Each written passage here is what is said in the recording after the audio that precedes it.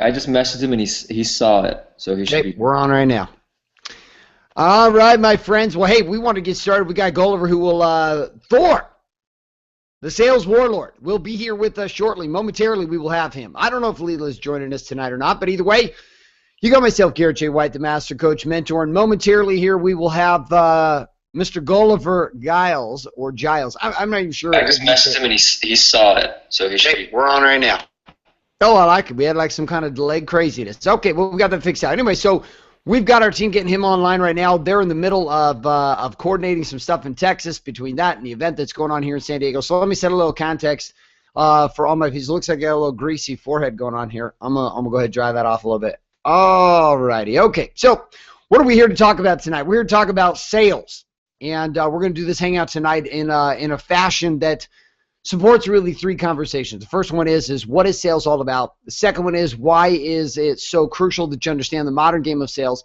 And then third, what are some of the ways you can go about starting to execute selling as a deeper, more rich conversation experience for you when it comes to your business and when it comes to ultimately making things happen? Now, amidst a whole conversation of this, we're going to be coming across a whole comprehensive experience of selling. And Thor is going to be coming in and dealing with and assisting us and supporting us in this conversation. And I keep calling him Thor, even though he's gone back to his old brand name, which was not actually Thor. It was Gulliver, which is his original name. Thor was a name that he used for his sales process. So let me explain comprehensive campaigning to you and why it's so important to understand the conversation of what Gulliver is going to be teaching us and tonight, and why you might want to join me and him in San Diego here coming up in just under 2 weeks for a mini residential, which is a practical-based selling experience where we have a day of concept and then we have a day of actual selling. And again, Gulliver and Leela will be talking a little bit more about that tonight. But before we can sell anything, we've got this entire experience that occurs forward first. And I want you to consider these 4 ideas or 4 concepts that exist in all of businesses. It doesn't matter what your topic is. It doesn't matter what you're selling. It doesn't matter what you're doing. It doesn't matter how you're doing it. That your entire experience as an entrepreneur, regardless if you're online or offline, comes down to understanding these 4 fundamental experiences of a prospect's journey. Okay, journey phase number 1 in a prospect's journey is to receive and consume of some message. So step 1 for you as an entrepreneur is to figure out what is the methodology or strategy that I'm going to use to communicate a message to the marketplace.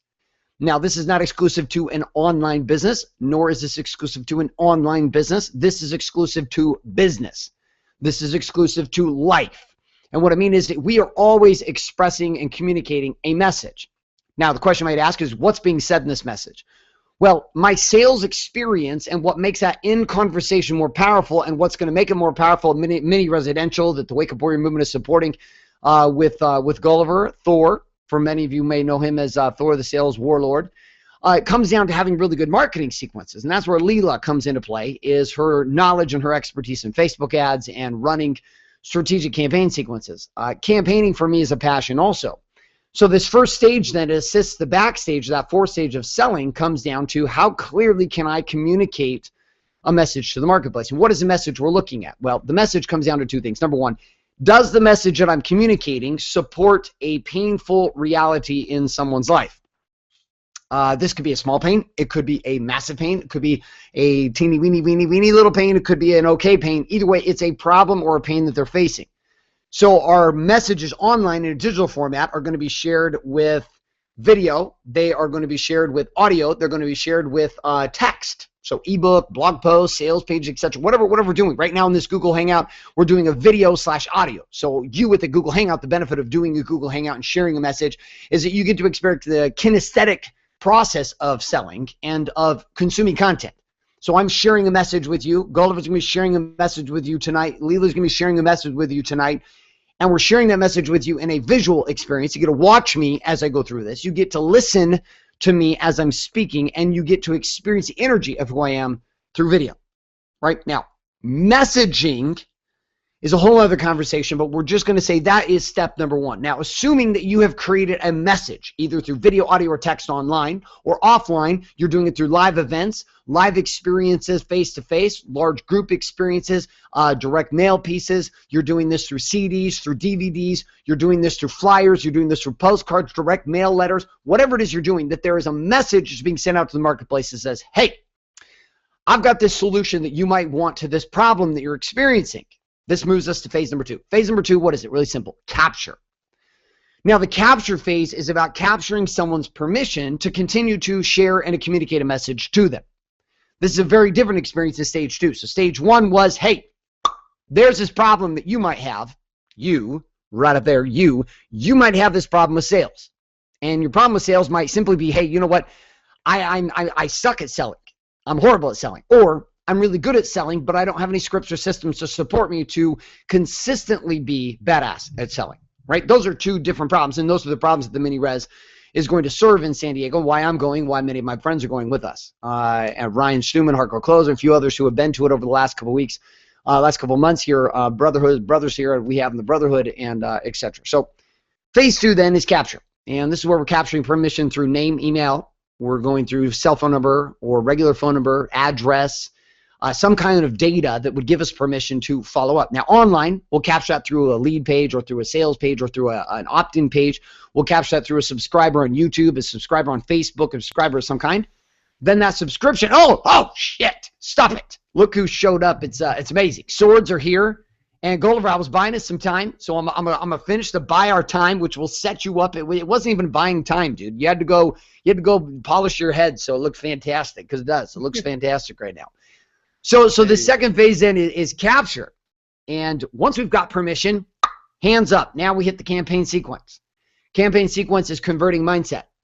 Okay, that's phase three. Phase one, communicate message. Phase two, capture permission. Phase three is to begin to convert the mindset of the prospect to seeing the solution at the same level of thinking that you are providing it at. So they're kind of stepping up. And they are buying in that the solution that you're offering, they 100%, they're like, listen, I know I've got this problem. If your marketing is done right, they are clearly aware that the problem has been addressed and that they're acknowledging there is a problem. The second thing that this third phase is doing is it's getting them to take the next step. And the next step says, hey, listen, I think you, Garrett, or you, Gulliver, or you, Leela, or you, as in you at home right now, you might be the provider of the solution to the problem I'm acknowledging I have. And that 20% gap now is where we move into phase number 4. Because phase number 3 only took us 80% of the way. And phase number 4 is now we got to take the other 20%. And this is where selling comes into play. And that is where the mini residential, that is why I'm going, because this 20% of converting someone to see you and to get over their shit and to move forward in their business and to move forward in their lives in order to make an investment in something that matters, that phase right there, this is where I'm seeing the biggest problems and biggest challenges in all the people who are following me in the warrior movement. Marketing has become proliferated, and a lot of people are getting very good at marketing. But I can't tell you the number of people I have lined up around the block who are getting very qualified applications, leads, buyers, people who are saying and raising their hands and saying, hey, you know what? I want the solution that you're talking about. And then they get into a conversation with this person, and this person pretty much does this. And, yeah, they suck. And so our attempt tonight is to have a conversation around what do we do once we have somebody who's raised their hand and said, you know what? I'd like to know more. I see the problem you're talking about, and I would like to know about working with you or connecting with you or consuming of your product, your program, or service. And now we've got to step into selling. And I told Gulliver before we did this tonight, I said, you know, not only I come into mini res with you guys in San Diego, but I'm going to reach out into our internal brotherhood and say, hey, guys, let's go. And we got a handful of guys coming with me to mini res. We've got a handful of our friends that are coming here to San Diego here just coming up in the next couple of weeks. And I thought, you know, why not get Gulliver on tonight to talk about selling. So I've invited a lot of people here tonight. And so Gulliver, I appreciate you being here tonight. I know you guys have traveled all over the world. You and I joke around about the idea that here in the States we're kind of lazy in the fact that people make all kinds of excuses about travel. And you guys, I swear to you, have gone from Australia to the United States and back more times than most people I know have traveled from Las Vegas to LA. And, the distance is 6 hours, and the other one's like, I don't even know, like 28 some hours on a flight. So welcome, brother. How are you doing tonight? Mate, it's a pleasure to hear. I was just hacking the pirate codes of the internet to get to you because I've never actually had a Google Plus account. And I didn't realise that until 5 seconds ago when I tried to log in. So I've had to overcome some technological difficulties. I like can it. use the phone. I'm great on the phone, but other than that, I'm not an internet specialist. That's for sure. Well, that's okay, buddy. We got you. You know what? I didn't. I make it look a little fancy, but that's only because I've done about 15 of them, and we royally screwed up the game the first 12. So we're okay. We're okay here. And Jeremy, I know is watching us right now. I think we're okay now with Gulliver's stream, so we're good. We were having a hard time seeing there for a second, but we're good now. So dude, why don't you first for those who are on here, because there was a segment of my list and a group of individuals are going to watch this live and they're going to watch this recorded. We sent out a notification only about 4 hours ago. So there's going to be a whole bunch of people for the next 48 hours to 72 hours that watch this in a replay format. Why don't you take a moment to introduce yourself and who you are and kind of what your story is, and then let's dive into our sales conversation and training for tonight. Super duper. Well, I'm Gulliver Giles. If you're on Facebook and you're connected with Garrett, you might know me also as Thor, the Sales Warlord, who's a personality that I built a few years ago. Basically, my story is I guess the moment I'm probably one of the most recognized sales trainers in the world. I work with people like Garrett and Frank Kern and Rice, and I basically train ultra high level sales strategy, objection handling strategy.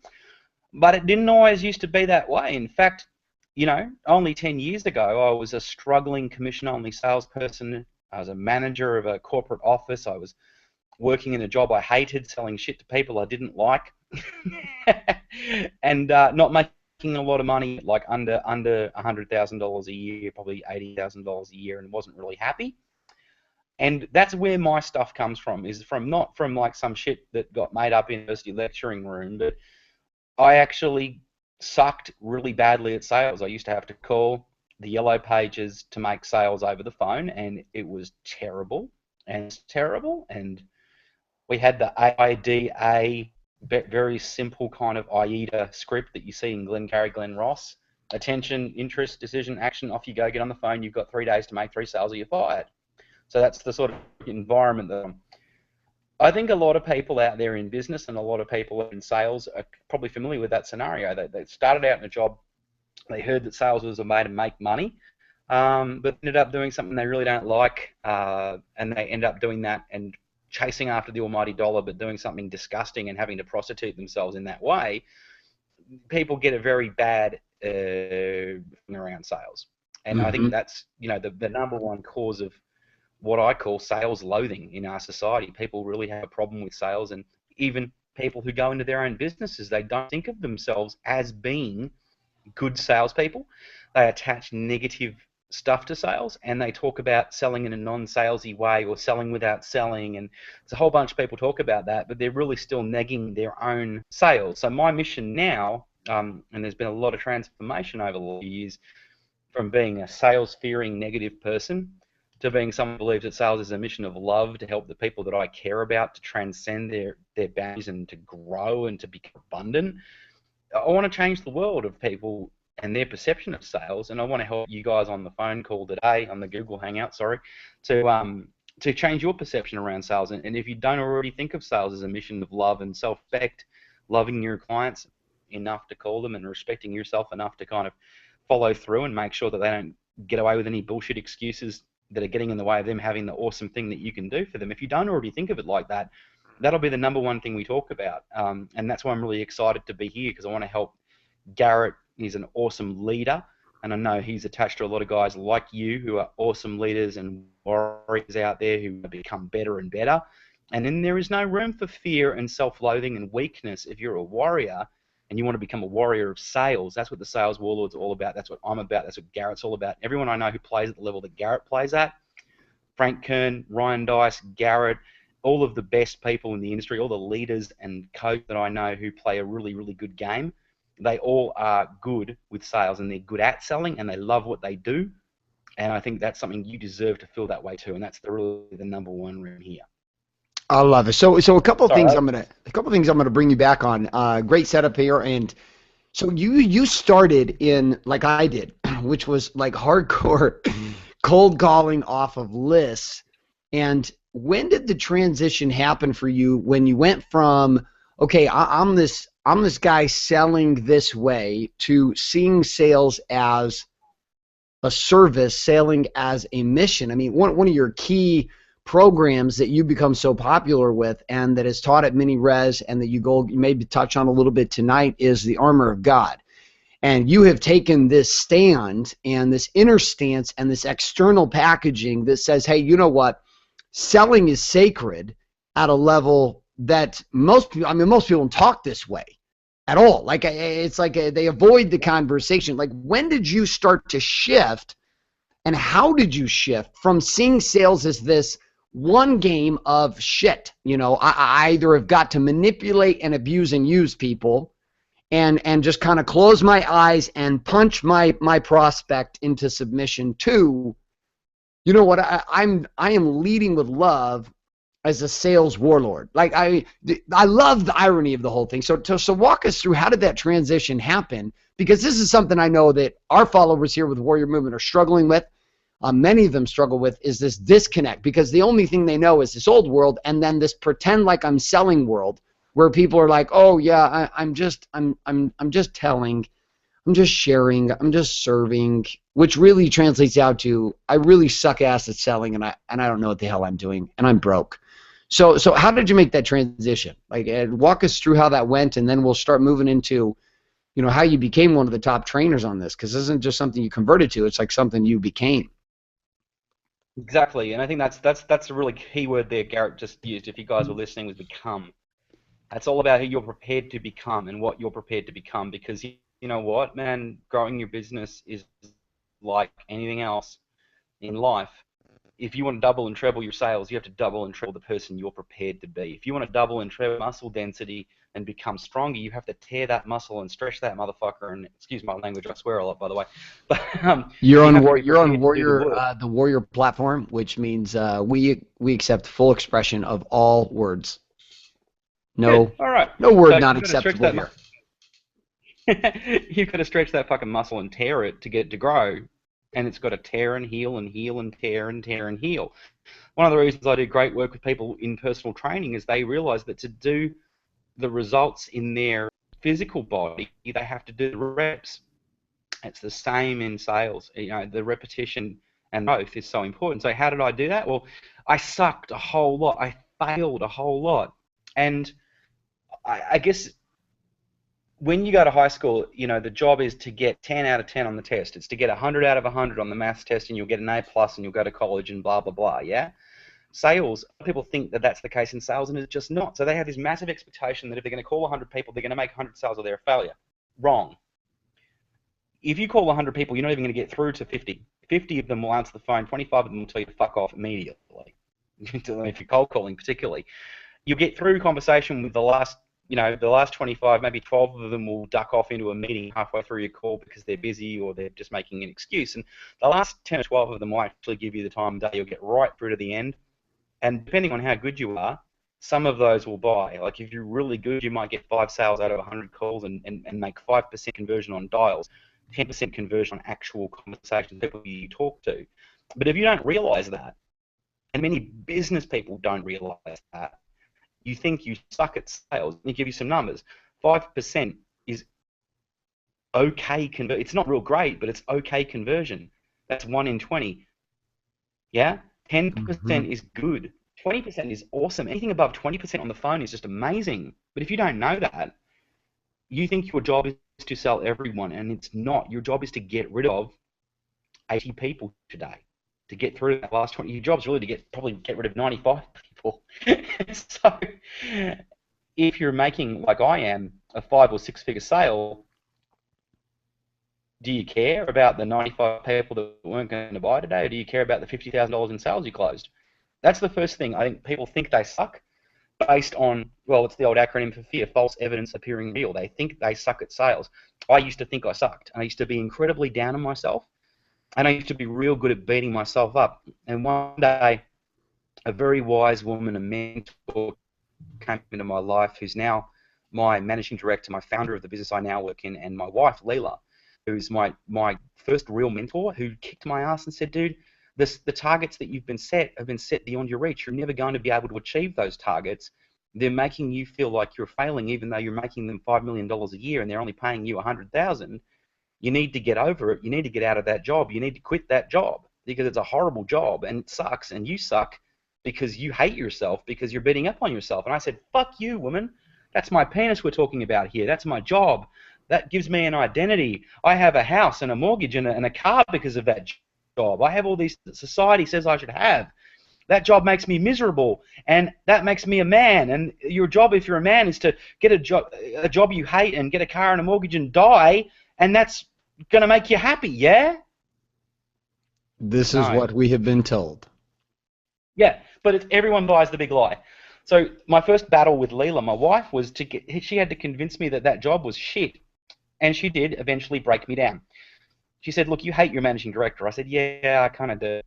She said, you hate calling out of the yellow pages. She said, you hate that there's no database. You hate that you're always competing with the other salespeople over the same call 5 or 6 times a day. It's not organized, it's not professional, and the only one who makes any money is the boss. And I'm like, okay, yeah, that's true. So she said to me, what would you like to do? And I said, well, look, you know what? This is my first job in management, but I fucked it up pretty badly, or at least I feel like I have, and I think that's ruined the way that I feel about this job. So if I could have time again, now that I know what I know, now that I actually know how to train people and how to make sales and do a good job of it, if I could do it somewhere else, I think I could do it really well. She goes, well, tell me, what do you like about your job? I said, well, I love training people to go from being frightened of sales to being able to sell and to make money for the first time in their life, to be able to write their own paycheck. And if they want to make $100,000, $200,000, $300,000, they can. And I love giving power. It makes me feel really good. She said, well, why don't you become a sales trainer then? And I said, fuck off. You can't be serious. You know, I'm not Tony Robbins. I'm not Jim Rohn. I'm not Brian Tracy. I'm not good enough to do that. I don't have a mansion and $1 million and a car and all that shit. I live in a little flat in a destitute suburb of Melbourne called Footscray, which is the arse of the world. And I'm miserable and I'm making less than $100,000. Who would want it from me?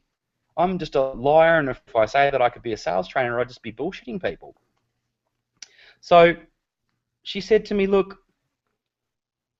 I'm in this program. I'm doing a program with Jay Abram, who some of you probably know is one of the marketing geniuses of the century. And the program is $25,000 a year. She said to me, there are many, many people in this program who are not making $100,000 a year in their business. I said, really? How do they afford it? She goes, well, like me, they put most of their money into the bloody program they're in. So I said, okay. And she goes, well, if you could show someone how you make $50,000 in sales a week, how much do you reckon they'd pay for that? I said, well, I don't know. She goes, well, what's the absolute minimum that you could show someone how to make? I said, well, I reckon I could teach them to make $3,000 to $5,000, maybe $10,000 in their first week. She goes, what's the minimum? I said, well, at least $2,000 or $3,000. She goes, okay. So if you show them how to make $3,000 a week, what's that a month? And I said, oh, it's about $12,000 a month. And what would that be a year? About $120,000? Yeah. Goes, well, what would you charge them to learn how to make $120,000 a year? What do you reckon that would be worth? And I said, well, I've got no idea. She says, would you charge them $12,000? I said, no way. No, they wouldn't pay $12,000 for my opinion. Me. What's she trying to do here? She's trying to take me off worrying about my insignificance and start me focusing on that other person's needs. So she said to me, look, she said, if you could show them in a week how to make at least $2,000 or $3,000 back, would you charge them $1,000? I said, well, because that wasn't a lot of money to me, I could comment that. I said, yeah, you know what, I would. She goes, all right then, well, maybe you should do that. And I fought her for another 6 months on this, and eventually what happened was, because I was being such a weak-ass pussy, and I did a whole bunch of stupid shit because I was miserable, we almost broke up. So there came a time where I had to move cities, sell my house, pack up all my shit, and come and work out of her office in Sydney with her mentor, move cities, tear it all up and go and live with her and work with this dude who was selling business development and coaching and marketing for Jay Abram. So I went up there, I quit my corporate job and my steady income, put my mortgage in jeopardy, and I went to work for this guy. And I made him about, I think between the two of us, we made him about $600,000 in 3 months.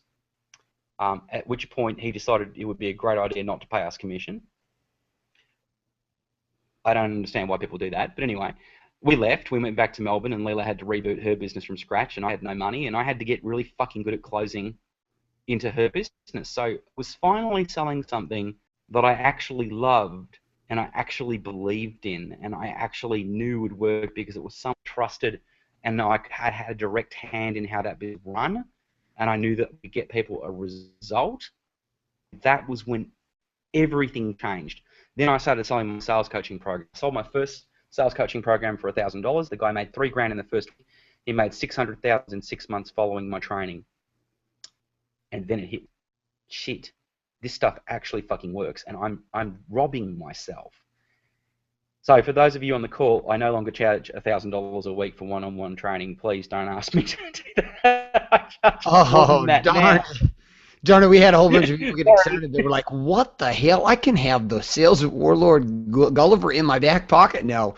Yeah, those are days. My friends, this is the build-up to where he's become. By the way, y'all have your story just like this.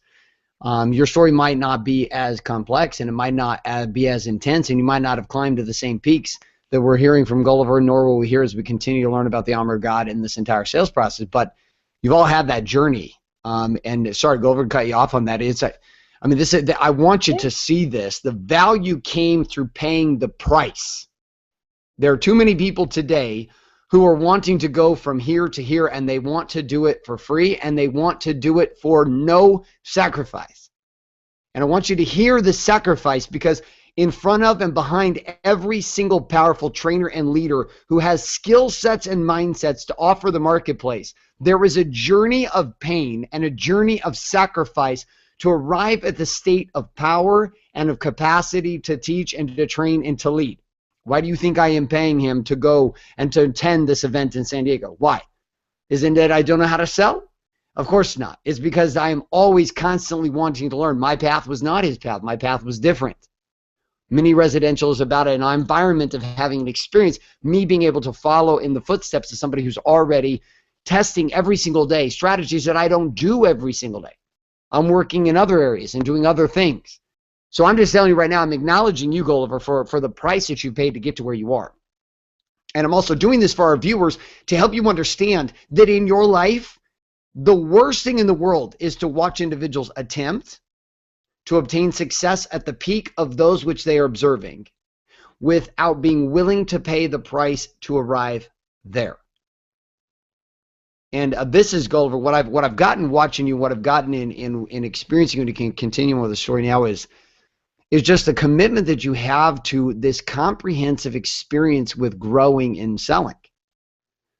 I mean, your first segment you and I talked about was before we even got here on the hangout earlier today was this self-love, and you've been saying this whole time so far. As you've been saying this self-love, not loathing, is directly connected to the power that you're talking about as a sales professional. So keep going, man. Take it from there. I mean, you were telling the story. You and Leela are rocking it, and then you were talking about the sacrifice and the price you've been taking. So we got back into business. We started selling our events and our trainings, and more and more it became. Leela's an awesome marketer and a great writer and creator of information products and copywriter, and she's a master of marketing. And she's also a very, very accomplished salesperson who's broken records in sales. But it became apparent to us very quickly the people who are coming into our business, much like the people who come into your business, much like the people who come into Frank's business, much like the people who come into Ryan Dice's business, are getting into information marketing or Facebook advertising or whatever it is because they lack sales skills. And the biggest problem they've got once they've got that product running is actually selling the bloody thing. Mm-hmm. And it's a dirty word in this industry, isn't it? No, everyone wants to talk about the salesless sale or the closeless close and sales without selling and customers who buy without buying and all that kind of fucking bullshit. This idea you can that you can somehow pick a turd up by the right end. Let's call it what it is. It's sales. Now you can either fucking make a story up around how you're not doing it, which completely castrates and negates your power, or you can be fucking proud of what you do. I personally take choice number 2. I want to be proud of myself. And the only way I can do that is by, number 1, being sure I'm doing something that works. And the big distinction for you guys, if you're in your own business, if you're not selling something you really 100% believe in, get the fuck out of business now. Just do us all a favor and fuck off. You know, if you're not selling something 100% that you will stand in your little patch of dirt and hold that phone in your hand and sell proudly until they prise it out of your cold dead fingers. If you're not that passionate about it, fucking give up now. Go home. Go and get a day job. Go and work at McDonald's like the rest of the fucking half-assed mediocre losers. If you're in business and you believe in what you do and you're a true warrior and you love what you do and you will fucking gladly die doing it because you love it and it's what you're passionate about, then I'm glad you're on the call, because we're going to get along real good. If you're one of Garrett's people and that's the way you feel about what you do, and you wake up with a heart on every morning to go out and do what you do, and you want it, even on the days when things suck and aren't easy, you get up out of bed and you make it work because of your commitment to what you do is greater than your fear. If that's you, then this is going to be awesome for you. So talk to me about this real quick. You know, this is a point that I know that you've been discussing, and I'd love to hear your side on it. So you talk about this sword and this double-edged sword between love and fear in sales. Go there with it. You can hear me setting it up. So I talk about the first symbol of sword is the sword is about love and fear, and you have a choice. You can go into sales being fearful, or you can go into sales in a place of love. Now, what I see, sadly, and why people speak against sales and selling is most people sell from this negative place of fear. So most people are terrified of sales for very good reasons, because they're selling from a place of massive fear, and it's either the fear of not getting what they want. So it's someone who's ego-driven and money-driven, and who's like, hey, you know, I just want to find this one, and I just want to make this sale, I want to close like a boss, and I want to be a really good closer because I'm a boss, and it's about my ego, and I'm really scared if I don't get it, that I'm not going to be good at it. Or it's like from that fear of, hey, you know, I'm really scared that if I push too hard, this person won't like me, and I might be seen as being a salesy person, and maybe they won't like me, maybe they'll think poorly of me and they'll reject me. So it's either that manipulative ego push fear of not getting the result, or it's that I'm really scared of not being liked, but it's still based on one thing: me. I'm worried about me. What if they don't like me? Me. What if they don't good enough? Me. What if they don't give me the money? Me. What if I don't look like a boss? Me. What if they reject me? You can't fucking reject someone, honestly. It's impossible. Gulliver, I don't want to live with you anymore because you're a fat bastard and you will not get help with your weight problem and you keep drinking every night, and I'm going to leave you because you've made me so scared that I'm going to be in my mid-40s and 50s and my husband's going to die and leave me alone, and I don't want to be with you anymore. I'm going to be with you, and I want you out of the house when we get back to Australia. That's rejection. That's fucking rejection, and that's enough to make you want to jump off a... I don't want to buy your product. It's not fucking rejection. Fucking get over it. You know? Like, I don't think you could have painted a more clear comparison between the two. So what I'm hearing you say then is this transition is really about client focused versus me focused. Like, so how do people start to shift this? Because like I can think of the first times. I mean, it was complete and absolute. I never once was thinking about anybody on the other end. Ever. I wasn't thinking about their needs, their families, their desires, nothing. I was like getting on the phone and I was pissing my pants all about me. So how do you start to make this kind of shift? Well, it seems so fucking obvious, doesn't it, in hindsight, doesn't it? It seems so obvious that if we focus on people what they need, then maybe we'll get a different result than if we focus on what we need. Right. So when they teach you the good old Glenn Ross, get out in the bricks and close them fucking ego sales, it's AIDA. attention, interest, decision, action. So you have to get their attention. You have to get them interested. You have to get their desire. And then you have to get them to take action. Now, what are you hearing there? What's wrong with that, Garrett? Everything is just get. It's like, Yeah. it's like, let me So what rape you have, you. what you have to do is you have to give them your attention and give a fuck. You have to get interested in them and give them all of your interest, and they'll be interested in you. And then you have to have a desire, a burning desire to actually help them with the problem, and then you give them the action that's going to solve their problem, and then they give you money, and it becomes a give scenario. How did I learn this? Again, what was the transition to love? How did that happen? Again, because I sucked so much.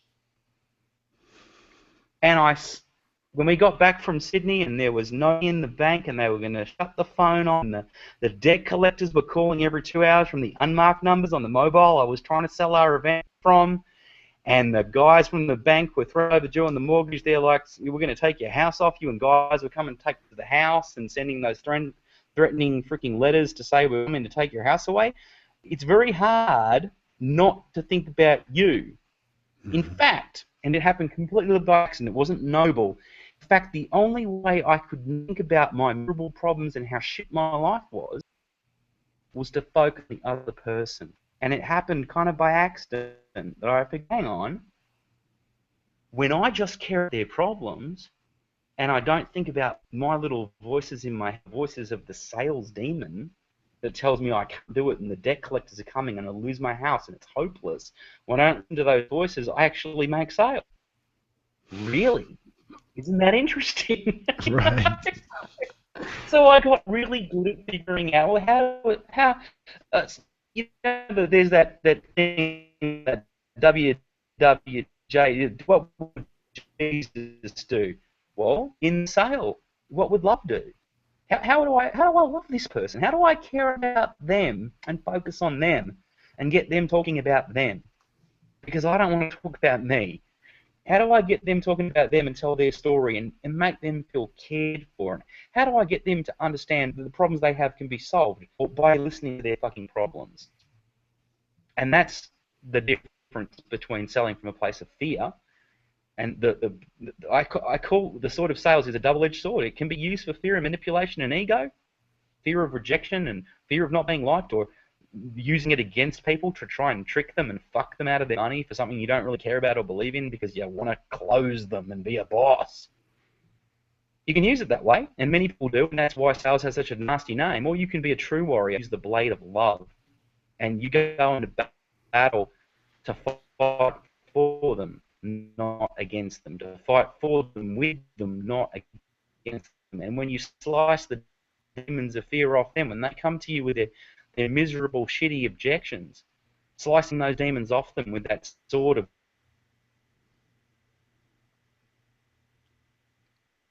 Oh, I think we lost him. Oh, there he is. Okay, bring them into the light. Yeah, we just lost you there for a second. It wasn't long. It was like 3 or 4 seconds. We lost you just in the very end. Yep, you there? Okay. Can you hear me right now, bro? It's all about slicing the... Yeah, I can. You okay, cool. Sorry. Yeah, you got a little choppy on us the last like 15 seconds. So it was good. You come back here. So for those that... First of all, I know. I get it, dude. I told I'm like on a T3 line just running out of my office, so I get it. It's a very different experience.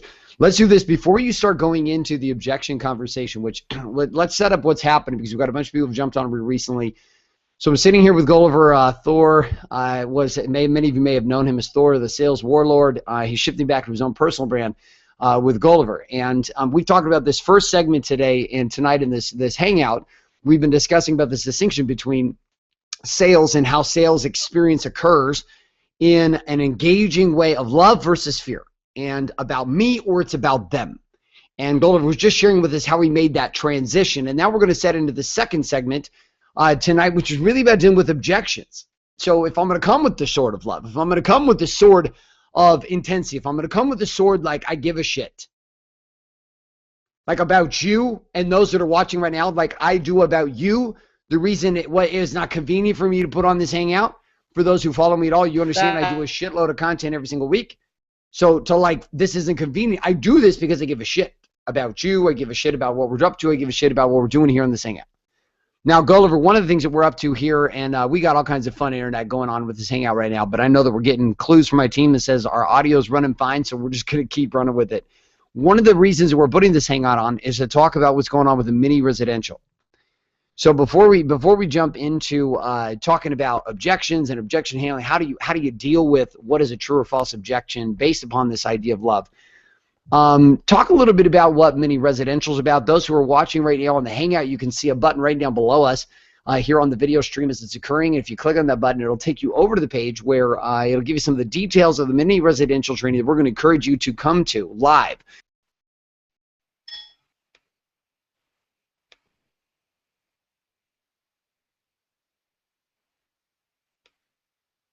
Second, we got all kinds of fun stuff going on. Just 1 second, my friends. What is happening? Sorry. Now it looks like you're good, man. I can see you. Now it looks like, oh, now my camera's back. I have no idea what's going on. Google and their hangouts, man. They're usually working great. You're there. Whoop, nope, you disappeared again. I don't know. My friends, keep sticking with us. So we're going to talk about this mini residential. Let me give you what I do understand about it. I haven't attempted it live myself. But when Gulliver comes back on again, we'll have him talk a little bit about what it is. But here happening on March, I believe it's on March, it's in my calendar. Hold on a second. Happening here on March 3rd and 4th. When is mini residential, bro? 3rd and 4th. March 3rd and 4th. Okay, so next week, March 3rd and 4th. So I'm going to be there in a week in San Diego with Gulliver, and we're going to be going through this mini residential experience. And there's a bunch of our guys from the Warrior Brotherhood who are going to be attending this also next Monday and Tuesday. And so Gulliver, why don't you take a second before we go into objection handling tonight in the hangout and talk a little bit about what goes on in these mini residentials, what happens there, why somebody might want to come and participate with us. And I know that you guys have a limited number of seats based upon what has already been taken by relationships you have just with Frank Kerr and ourselves and others who are supporting this this event. So why don't you share what is this about? What would somebody expect and what can they anticipate of the mini residential? And then we'll keep on with this conversation about objection handling.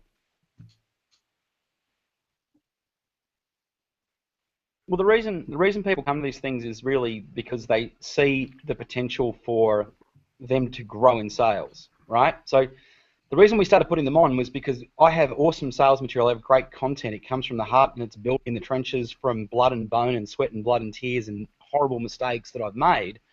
It's very real and it's very real life and it works, but getting someone to fucking do it and take action on it was difficult. People are terrified of sales. People think that sales is evil. So we put these residential programs together back in the day to force people to come into a house for 9 days, and we forced them to get on the phone and make sales. And not only did they make sales, but they made incredible amounts of money. Now, I know in your American laws you have some rules around talking about that, so I'll disclaimer this. All these results are atypical. These people are outliers, but our record residential, we had 5 people in our house for 9 days, and they sold $1.5 million in sales. All right? So it gives you an idea of how amazing the results can be when you force someone to actually get on the phone and run the numbers and do the calls and use the system, which is what we do. So that's what the mini residential is all about. Day one is I go through all of my content and all of my scripting and all of my objection handling stuff, and I force you to build it for yourself. And then day two, we put you on the phone and get you to make sales calls, and I will sit over your shoulder and coach you and push you to do the work and make you make sales, basically. So you'll either walk away having made money or you'll know exactly why you didn't and you'll be able to fix it. So it's a freaking awesome event. We used to charge $2,000 just for 1 day just to come and learn my content because my content's that good. We charged, gosh, you know, the guys who do our 9-day residentials have to pay $6,000, $7,000 a month to be part of our program for 10 months before they're allowed to come and do a residential. But the mini residential is deliberately put together so you could come and get to know me and maybe even make some money for a very small amount of money. So the benefit is you get to come and learn how to sell from a place of love. You get my systems. You understand how to actually use my systems. We drill that really, really, really intensely. And you actually walk away with a script and an objection handling system for your business. And then you get on the phone the next day and actually close sales. And we show you what you're actually capable of doing in a day. So all you got to do is bring some phone numbers of people in your database, and we can actually show you how we make money and how we make sales and how we do that from a place of love so that you can have the same mindset and the same philosophy and the same sort of approach that we have, which works. So that's basically how it works. It's pretty straightforward. So tell me this, with the mini Does that make- residentials, this is very different than just coming in and getting some information. You know, this isn't just an informational event. Why is this so different? I mean, I look at the numbers. You guys were here last month, about the time traffic and conversion summit. You and I were hanging out together, and then you guys did a mini residential right after that. I think your group did like 209,000. Again, disclaimer. You know, guys, come on now. The thing is so funny about the disclaimers, if there wasn't so many fucking douchebags actually like promising money to people who were unwilling to do the work. If you're willing to do the work, results show up. It's really weird. It's like mind-blowing rocket science. Do the fucking work, get some results. Guess what never works? Don't do shit and wish for results. Like, that doesn't happen. So that out of the way, you guys had like over $200,000 in sales at last mini residential. We had a few of our guys that were there from the Warrior Brotherhood that were part of it, loved it.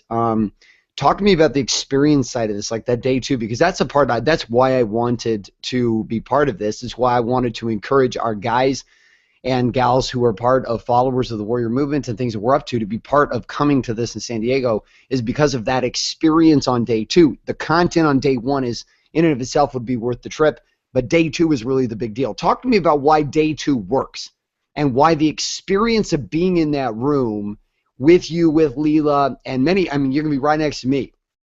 I mean, this opportunity, not going to be an opportunity where you're going to be sitting listening to me do sales calls. I mean, it's not like, I'm not saying like I'm training. I'm just saying you're going to be in a room of people who are on the phone doing work.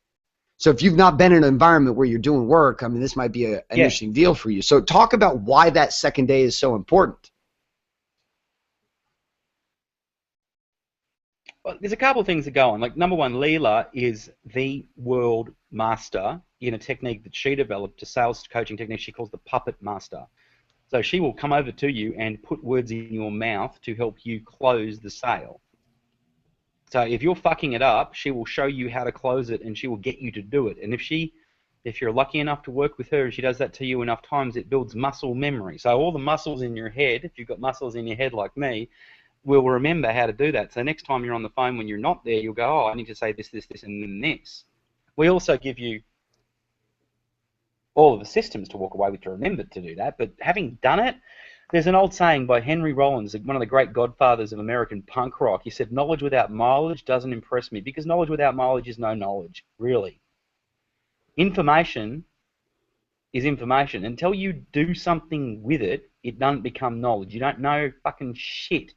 You can go to the library and you can read a book on ninjutsu, or you can go to Kyoto and you can study for 10 years with Masaki Sensei, and he can teach you ninjutsu. Now, if I come in the ring with you and you've read the book on ninjutsu and I've done 10 years with Masaki Sensei, who you reckon's going to win that fight? Yeah, it depends. If you come to my SmackDown. Sorry, go on. If you got like a gun in the book, pull the gun out of the book. That might be your only shot. Outside of that, you're getting choked out. Well, mate, look, there's a lot of people in the internet marketing world trying to sell you the gun in the book, and that's why there's so many laws about us being able to talk about results. There are no guarantees in life, but I guarantee you, just like Garrett said, I guarantee you, if you want to guarantee, you're fucked. I guarantee you, if you do the work, success leaves clues. Everyone I know who has a lot of money, not a lot of them got it by sitting in their underpants on the side of the frickin' beach with the internet raining money on them. Most people I know who make money get on the phone and make money. And if you get on the phone enough times, sooner or later, someone's going to make some money. So what I want to do with you is I want to compress that into a day of getting your ass kicked by me, and more importantly, getting the puppet master from Leela, and being able to help you actually integrate the knowledge live through action and repetition, which is where the real experience and learning is going to come from. So whether you make money on the day or not isn't really the deal, but the experience of being in a room with 30 or 40 or 50 people all going for it on the phone, the roar of 100 people in a room all passionate on the phone going for it, the feeling of electricity when there are people closing sales all around you. It's like being in a casino and the guy next to you wins the bonus. It's like, wow, this actually works, and it's living proof. Whether you're one of the people that makes sales on that day or not, you realize it's not just possible, it's probable. If you do the work, you'll actually get results. And there's a reason a lot of the major corporations have sales teams. There's a reason they have 200 desk call centers. It's because they want each other all around each other, geeing each other up and putting the buzz and the energy up. And I'm going to give you that experience, but not selling in a call center for some dickhead corporation, but selling something you actually care about and believe about, selling the thing you most are passionate about, selling your business. And with me and Leela beside you to help you do that, and with leaders in the room of the caliber of fucking Garrett, I mean, Jesus Christ, that's going to be an awesome place for you to be, yeah? That's the Great, man. experience you're going to look for. So one of the things you're going to be working on that weekend at Mini Res here in a week is objection handling. And that was where you were going before we went to kind of this middle commercial. I'm going to give you one more call to action on this. If you're watching this right now and you know this is for you, underneath this stream that's happening right here live, you're going to see the link and you're going to see a button that will take you over to the Mini Residential registration page, give you the details on what the program looks like, how you get involved and what your next steps will be. Again, myself and a handful of others that I'm personally connected to are going to be there, and we got a bunch of other people we know they're coming also, and a bunch that already registered. So let's continue on with the conversation. One of the other things you're going to be working on, particularly in that experiential day, is overcoming obstacles, or overcoming objections, excuse me. And this was the second segment we were going to talk about on the Hangout tonight. So talk a little bit about how this love and fear conversation links up to this idea of dealing with objections, and how do you tell the difference between an objection that's real versus an objection that is unreal, which seems to be something of a unique talent that you and Leela have when it comes to training.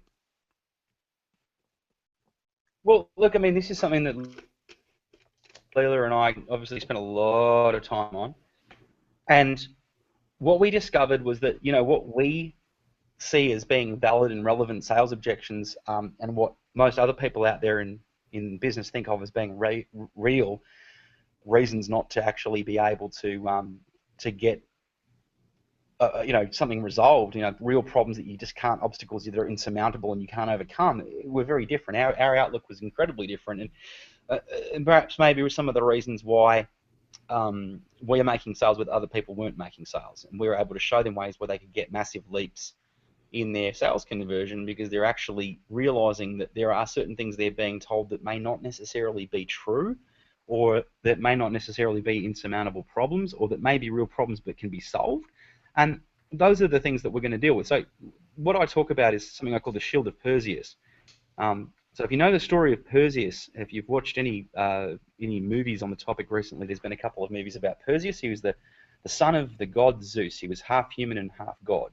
And one of his tasks he had to complete is he had to kill this monster called Medusa. And she was the bird with snakes all over. You know, she was a scary monster. She had the hair made of snakes. And she had the body of a snake with a tail of a, what are they called? Scorpion. Scorpion. Scary looking beastie. And she was, yeah, pretty full on. And she had a power. I don't know if you remember what the power was, Garrett. What's your Greek study like? You done all of that university learning, Greek scholar? Yeah, my university learning Me was neither. physical education. I read it in a kid's storybook and I ripped it off from there, to be really honest with you. So no, I didn't finish year 10. Good. Took a lot of drugs, but I didn't finish year 10. So yeah, the Medusa, she had a power, and it was that if she looked at you, she would paralyze you into a block of stone. And when Perseus went to do battle with the Medusa, her whole realm was full of these paralyzed warriors who'd gone before him and had been turned into blocks of stone. And it was really scary, and there was a lot of crap on his mind as he went through those blocks of stone, this city of paralyzed warriors who would try to do the same job he was about to do. So there's a bit of a sales analogy there, because, you know, before we get on that phone call, we think all of the reasons why it's not going to work, and all of the ways we could choke or get paralyzed or fuck it up. And what happens is we create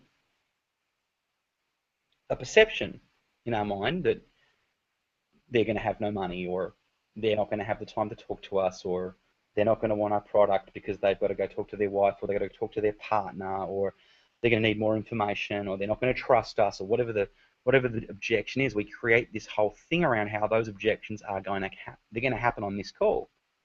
and then we project that out into the call, whether we're doing it subconsciously or consciously or verbally or non-verbally.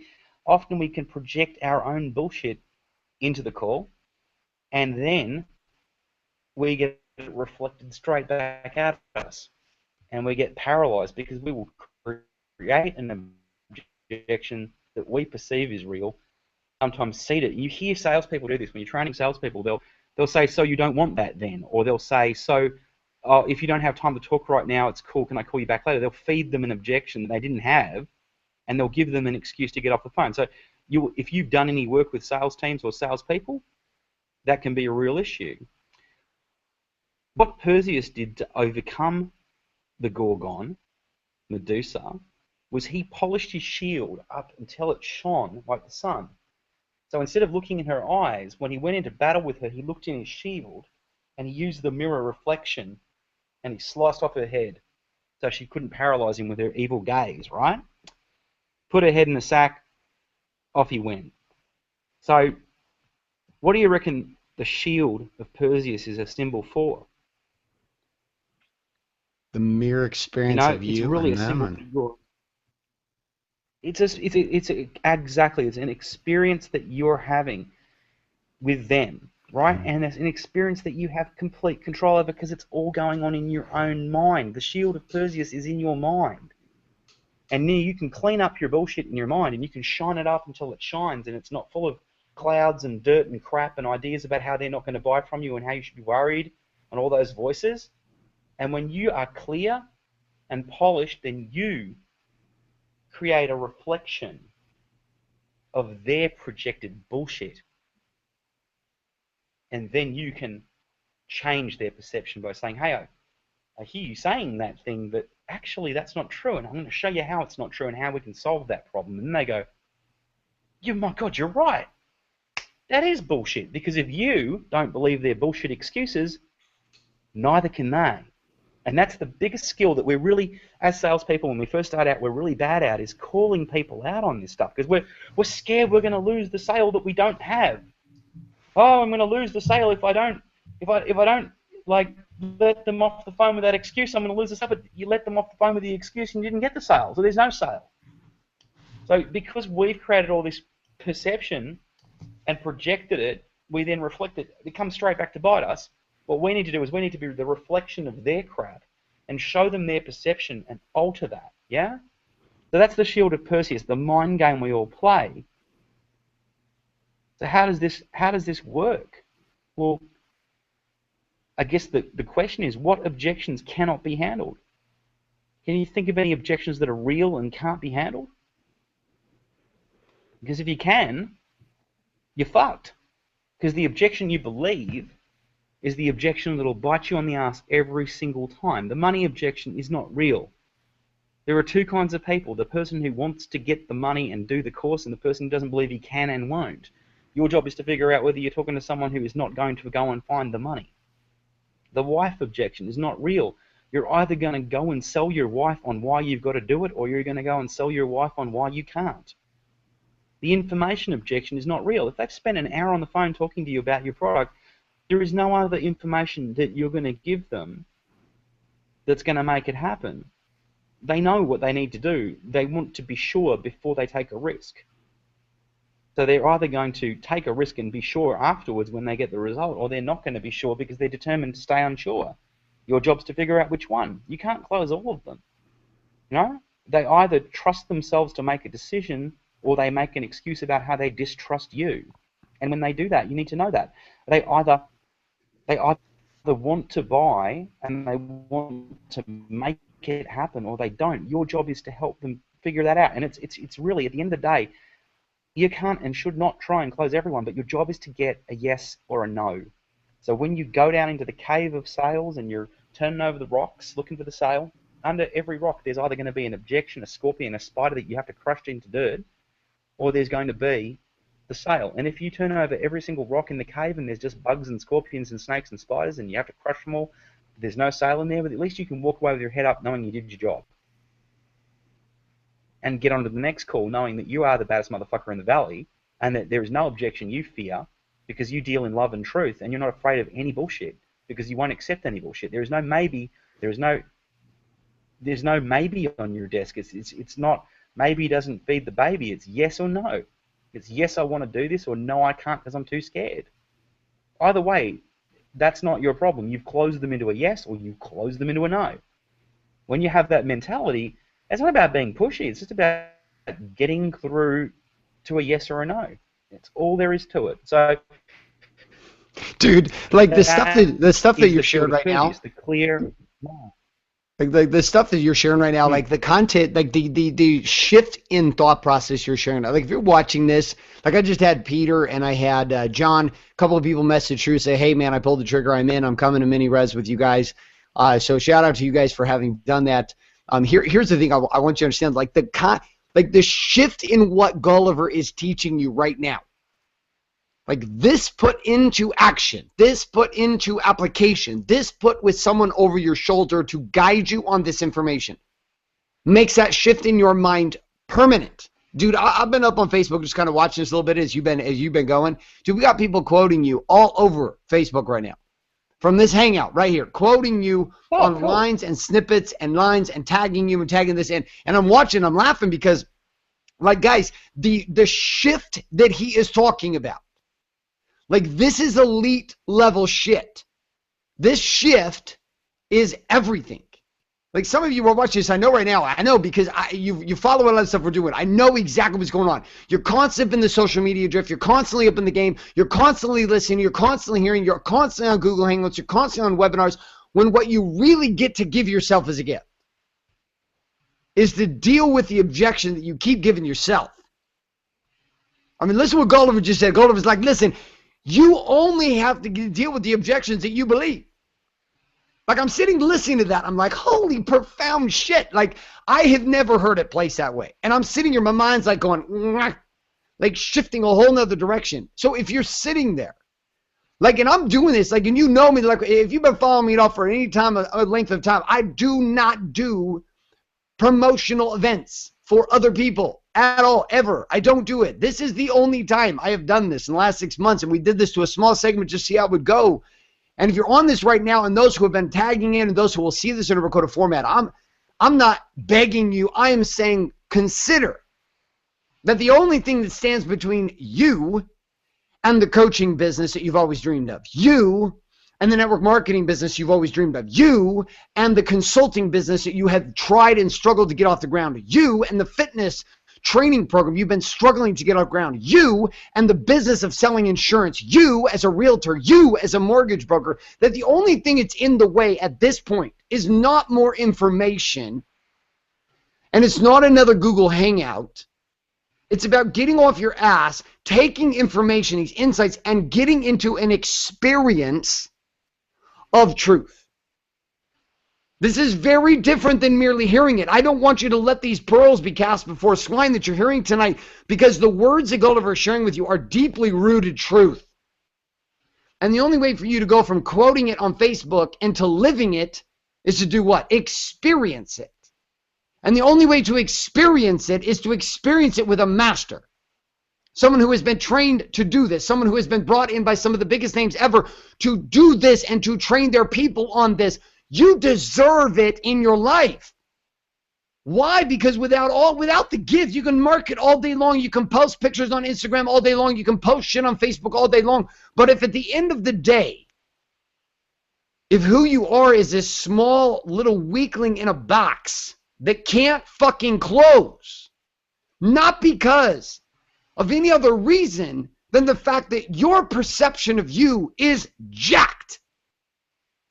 And you are living the greatest lies and stories that are holding you back.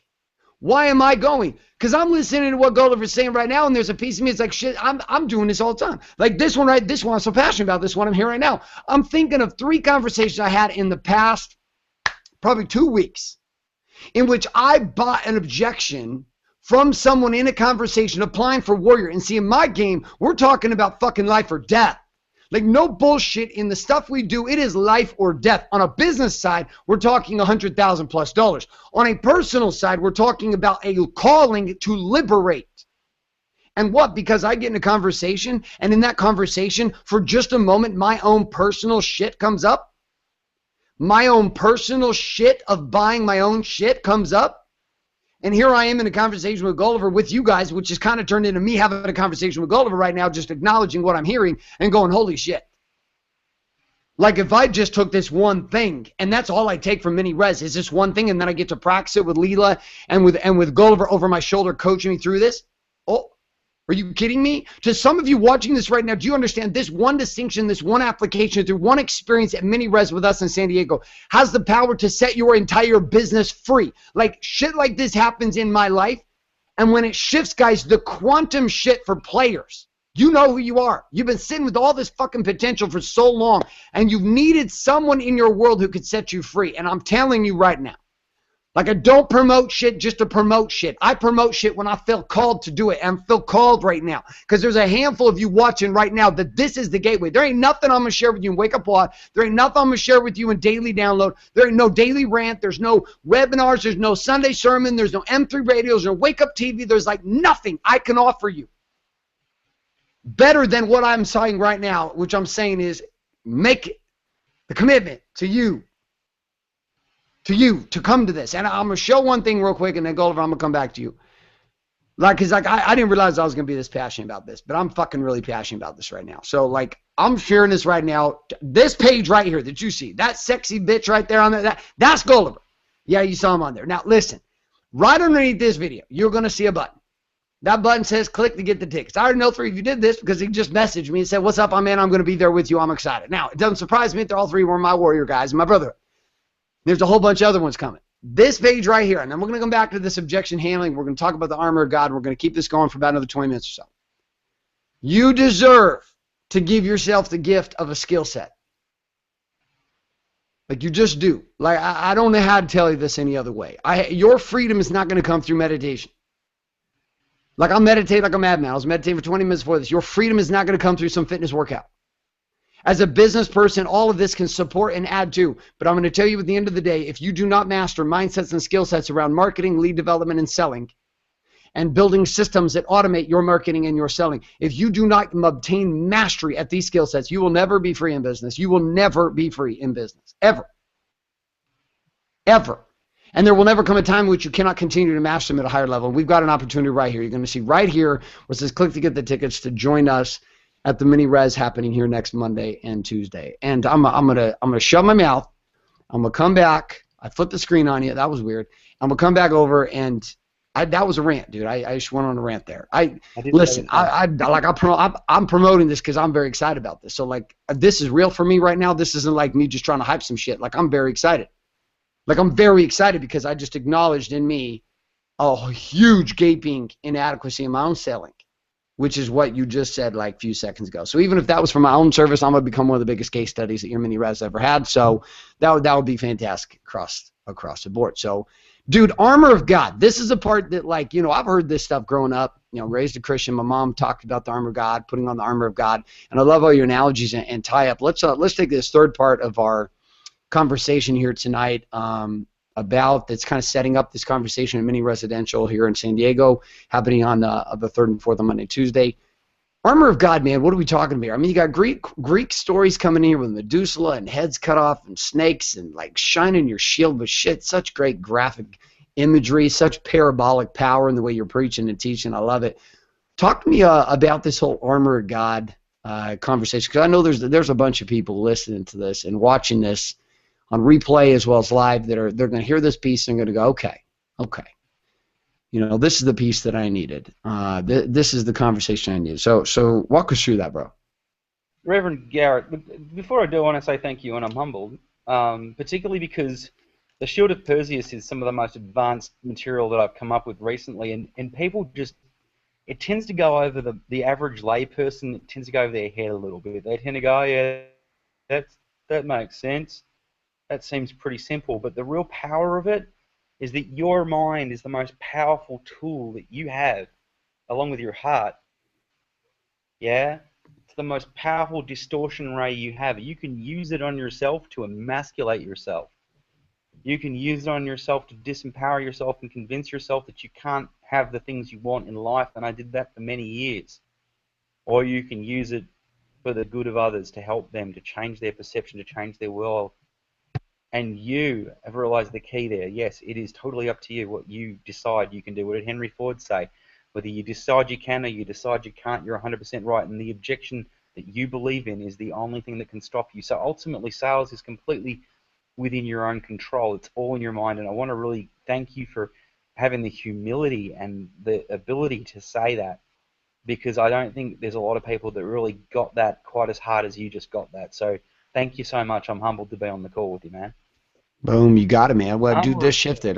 This is like, if this is the only thing I work on when I come into mini res, it's just this one concept. I mean, I know to top level players, and there's some that are watching this, like guys, these kind of shifts for guys that are moving really fast and for gals that are moving really fast in business, these kind of subtle shifts, like these are the difference between hundreds of thousands and even to the point of millions of dollars, just these distinctions, because when you're moving really quickly, 1 degree of distinction shifts an entire movement.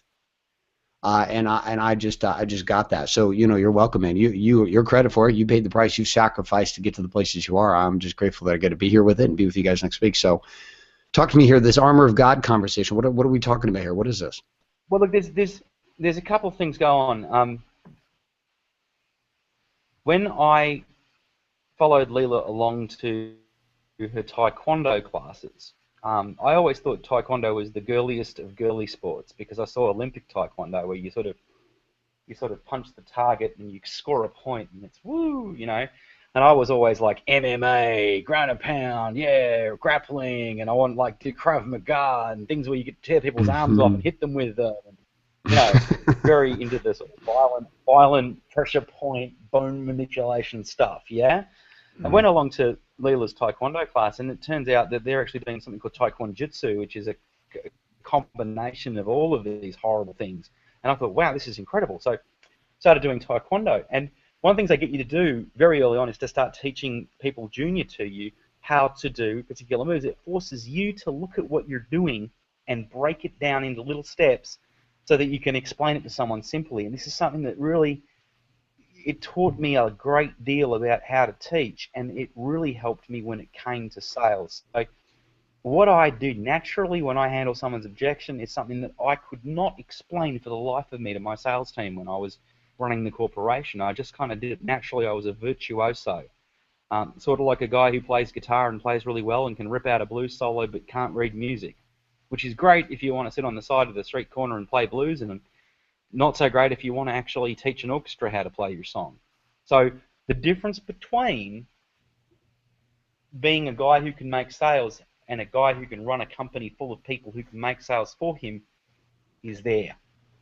So Armor of God is a system, much like my sales script is a system, to handle objections, which works on all of the big 5 objections. So the big 5 objections, the ones that are all 100% handleable, are time, I don't have enough of it, it's the wrong time, time objections. Money. Information, I need more, I haven't made a decision because I need to rest and think about it because I don't have enough information. Or partner, which is a deferral. It's my business partner, it's my wife, it's my dog, it's my psychic. I have to go get permission from my grandmother or whatever it is. And then there is trust. All right, so time, money, partner, information, trust. Those are the big ones. Yeah, everything is really, the big objections are time and money. They are value-based objections. I don't value this enough to spend the time. I don't value this enough to spend the money. Every other objection is kind of like begat by those 2 objections, and all the little baby objections running around are deferral objections. Time is serious. It's the only coin we have. It has 2 sides, time or money. You've either got the money or you make the time. You're either going to make the time or you spend the money. So everything else, deferral. Trust means they don't trust themselves to do it because they don't really see the value, or they don't see a clear path to value of more time, more freedom, more money. Yeah? Information. They have not got the information that's going to make their store.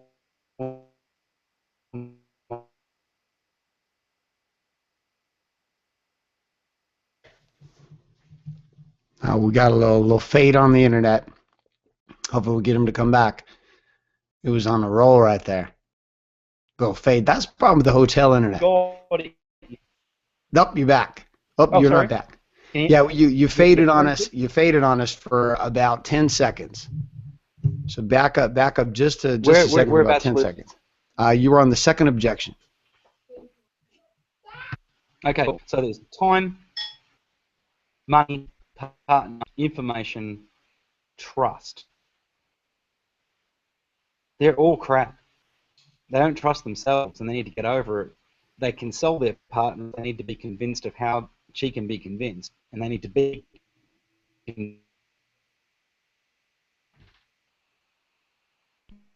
They must win the money.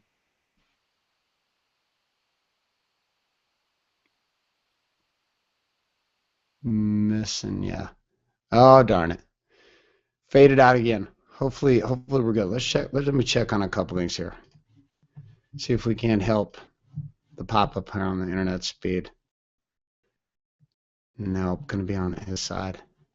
Well, for those that are hearing, I'll continue sharing until hopefully he comes back again, which is so this whole idea of dealing with objections, right? This is all he's talking about. In the mini residential, this is what we're going to be working on. I'm going to be sitting right now next there with you. You know, people have asked me, well, Garrett, are you a co-trainer at the mini residential? I was like, nah, I'm like going there for my own skill sets. You know, people are like, well, geez, well, you know, why do you go something like this? Well, because I want to improve my skill sets. I'd be a total hypocrite if I didn't say I wanted to do the same thing that I'm telling you guys to do. What I'm talking about is a constant, never-ending, consistent, ruthless commitment to expanding skill sets and mindsets in marketing, in sales, and in systems. So, Gulliver, come back. I know you were there. We lost you there for a second. So we're coming back. You were talking about that. You'd hit the third objection. You were talking about all of these were objections can be handled in dealing with this armor of God conversation. So the core of every armor of conversation is the contrast between falsehood and reality, really. They are either going to find the money or they're going to decide they can't do it. And they're going to decide not to find the money. They're either going to make the time or they're going to decide they're not going to make the time. They're either going to go and convince their partner or they're going to go and convince the partner. They are either going to decide with the information that they must do it, or are they going to make an excuse about how they don't have enough information, because they'll never have enough information, because knowledge is derived from action and information, and that's where the experience comes from. Just like on this call tonight. You sit around for more information about my stuff, you're not going to get the experience and the action of actually coming and fucking spending the time with me. And if you're looking at trust, if they say they don't trust you can get the result, really saying is that they don't trust themselves, and they need to put down their bullshit, realize they either take a step forward and trust themselves, or they're never going to get the results as long as they're doing that shit to themselves. So information is bullshit.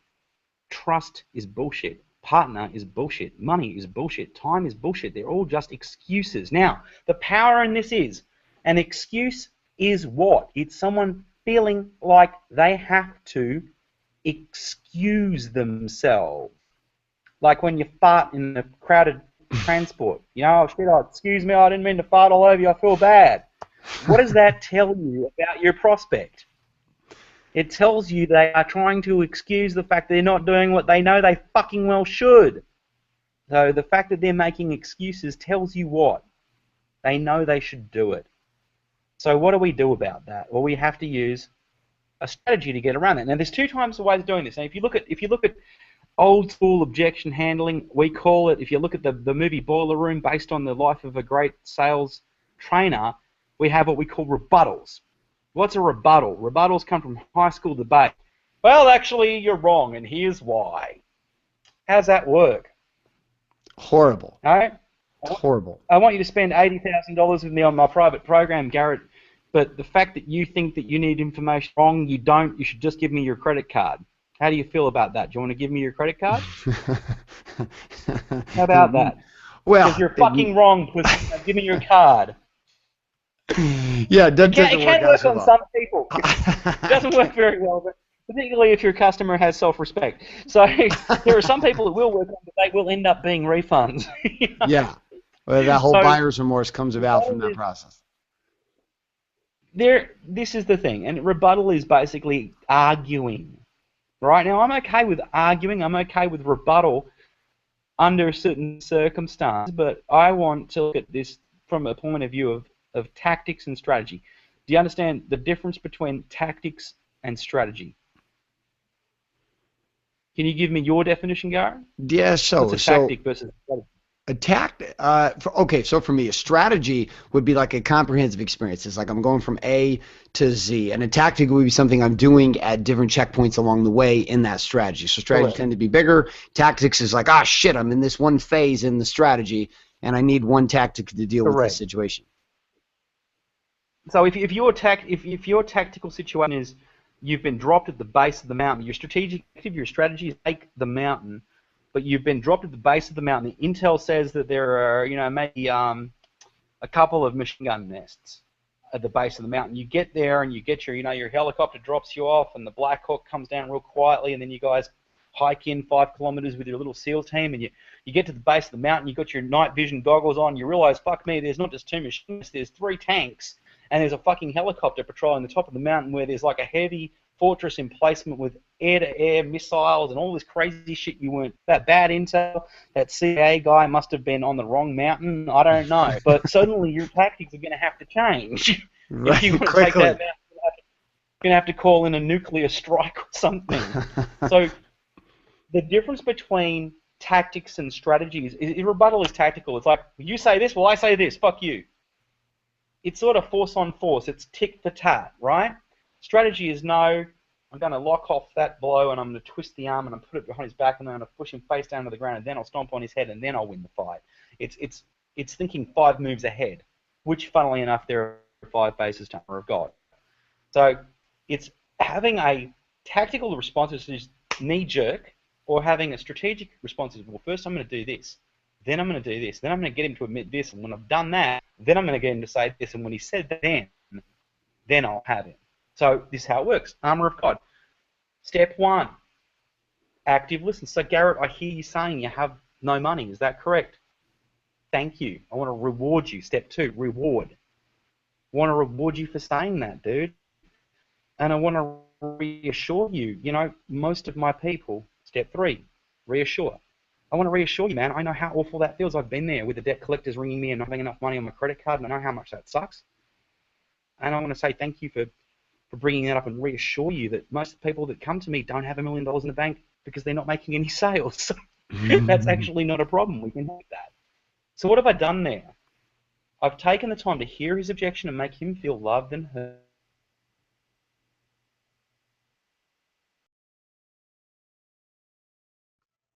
He's frozen again. Hotel. Okay, you're back. Keep going. We just lost you for only like 3 seconds. Keep rocking. You're good. So I want to reward you for telling me that thing, even though it's bullshit, and I know it, and you know it, and I want to reassure you that's something I hear an awful lot. So let me remind you. For the reason that you came on this call in the first place was to make more sales and make more. Correct? Yes. Great. Well, look, I want to realign you with that, because that's what's really important here. Isn't the fact that you don't have the money on your credit card, or that you don't have enough money, or you think it's too expensive. What's really important is that you need to make more sales and make more money. Is that correct? Yes. So we want to realign you with that, because we reminded you about it. We want to realign you with what's really important. And I'm now going to reframe you a little bit. Let me tell you a story. The story is 3 steps long. The story begins with someone who was in the same position they were. Could be you. Could be a client of yours. It could be a historical figure. It could be a children's book character. It doesn't really matter. Someone was going through this experience. They took this step, and here's the amazing reward they got. So, I'll tell you a story about a customer just like you. She was doing less than $100,000 in her business. She put down $1,500 to come to my event. It was hard for her. She had to make 3 payments of $500. It was really embarrassing. 3 weeks. In the last 18 months, she's turned over $2 million, and she now pays me $50,000 to be part of my high-level program. And she was just like you. She was going through the same shit you were. The difference is she actually put down her credit card, figured out where that money would come from. So the next step is contrast. Phase 1, active listen, reward, reassure them, really from the bottom of your heart. Be reassuring, because the problem they believe is a problem, you don't believe is a problem, and they need to hear that from you emotionally. Yeah. Remind, realign, reframe with a story. Remind them, yeah, look, dude, the reason you came on this call is because you had that exact problem. Yeah, let me realign with that and let me reframe you a little bit. Of one of my clients who was just exactly contrast. So, on a scale of 10, where 1 is, I want to stay stuck with no money on my credit card until I have to do something about this and I want to make sales and change my life, which one are you going to be tonight? Well, of course you want to be a 10. Now, if they don't say 10, if they give you some bullshit answer, like 8 or 7 or 9, if we do what Tony Robbins does really well, the next step is future pace. If you've been to Unleash the Power Within and walked over the flame, you do the future pace is the Dickens process, where he takes them forward into the future and shows them what life's going to be like if they keep pushing. And then he takes them forward into the future where life is awesome because they changed their ways. So, Garrett, I hear what you're saying, and so how's it going to feel in now if you're still doing 80% of the work required for your strategic goal, and you're still stuck with no money on your credit card, even though you're doing 80% of the work, you're not getting the final fruits of your labor because you're not doing the most important 20% of the work that would get you to 100% result. How's that going to feel? Is your wife going to be with you? The wife that's telling me before is on your sales. Is your car still going to be in the driveway? Are they going to repossess it? What's going to happen if you don't change that? Now, if you could act like a 10 out of 10 and put down your credit card and we can get you along this event and get you selling, what's going to happen then? What would it be like in 6 months from now if you were making sales all the time? What would that look like? What would life be like? What freedoms would you have? How happy would your wife be? What car would you be driving then? Where would you live? Imagine. So get them to tell you why they need to do it. Because when they tell you it is true, when you say it to them, it is a lie. Say that one more time. Say that one more time. That sentence. When you tell them it is a lie, when they say it, it's true. You're a salesperson. You're a fucking liar. You're trying to manipulate them, right? As far as they're concerned. When you tell them, telling is not selling. You have got to get them to tell you what it's going to be like. You've got to get them to tell you why they want to do it. Because if you're not giving them the confidence to be able to do that, they're not going to get where they need to go. Yeah? So then, trial close. So if I could get you there, if I could help you get the confidence to get on the phone and do that, if you could make the sales you're not making, if you could have the future you're not having, what would that be like? Great. How would that sound? Excellent. What would it feel like to be that person? Be awesome. Then put down your fucking Visa card. Hard close. That's the armor of God. Now, there are a million different iterations of that. They all based around the 5 key objections. And you've got to have your shit sorted out for every single one. And that's a big part of what we handle on day one. We go through with you and help you really drill all that shit out. And we work with you heavily hand in hand to make sure that you've got that shit sorted out before we put you on the phone the next day. So you're past the ninja assassin by that point. You're a warrior. You know your shit backwards and forwards. You've got your story straight. So when you get on the phone and someone says at the end of the call, well, you're asking for the credit card, and they say, oh, well, I use. Then you choke. You go, oh, dude, I hear what you're saying. And what you're saying is basically repeating back to you all those words you were just using so that you feel understood. And now I'm going to reward you for sharing that with me and make you feel really good. And that's giving me plenty of time to think of what I'm going to say next. Now I want to reassure you, and then we're going to do the contrast. It gets easier and easier. I can cover it off with you real short now, and, you know, there's a lot of you on the phone call. Take this away and use it tomorrow and make a sale. But if you want to really get in depth with me and spend some time with my stuff, I've got students been with me for 2 years, and their sales keep going up and up and up because they keep coming back to me and getting the fine distinctions that Garrett's been getting from this call, that Garrett can hear because he's been doing this stuff long enough to hear the fine high-level stuff. You're going to get better and better at it, but you need to use it. You need to learn it. You need to implement it. You need to use it. You need to come back to me and go, I think I lost him here. And what did you say? And we can really start to tweak and hone it, but we need to get it out in the track together. So super happy that gives you action that you didn't have before, but what we need to do now is take it into action and do something with it and get the knowledge and the experience from it. And I'd dearly love to help you with that if you want to build that in your own business. I love it. So I'm gonna put this back up on the screen so that you guys can see this. Now, right here below this video, you're gonna see what you're seeing on the screen right now. You're gonna see a link that actually takes you through to the registration page for the mini residential event. And I think if I change this, it's going to show this. Yep, okay, it's showing it. Why don't you walk through real quickly for me, Gulliver, the difference and the distinction between, so we got the dates of the event are next Monday and Tuesday. So they're Monday, March 3rd, and Tuesday, March 4th. These are all day. Talk me through kind of the, are we starting early in the morning, 8 in the morning, going till like 10 at night, or what's the format of that look like? 9 to 5. So what'll happen, the first day, and I've got to talk to Leela, but Leela was actually talking about putting in a bonus session on helping people create offers. Honey, when did you want to do that? Do you want to do that during the day on the day, or do you want to do something in the evening? Or, sorry, Monday. Yeah, I thought I'd do it In the afternoon. so they're really clear on it. We might run a little bit late on the first day on the Monday, and we might do something. We might break out to the bar and do some extra work. I don't know, but we're most probably drunk in the bar as we usually do, quietly. We're a bunch of alcoholics. But what will probably happen is Leela will do some work with you guys on your offers. So if you're not sure what you're selling, or you'd like to really work on crafting your offer, and you're going to go up and work on your sales script in your room and just put the final touches on it, she's going to extra high level mentoring kind that we our super duper high level clients get. So that could run quite late. Be prepared for a late one on the first night. Second day we'll run probably 9 to 5, and then we'll break up and we'll either go and have a drink, or you'll get onto the airport, or whatever you're going to do. But you'll be exhausted by the end of that day, because I'm going to have you on the phone flogging you from probably 9 till 3 in the afternoon. The distinctions there are, you've got your 2 ticketing.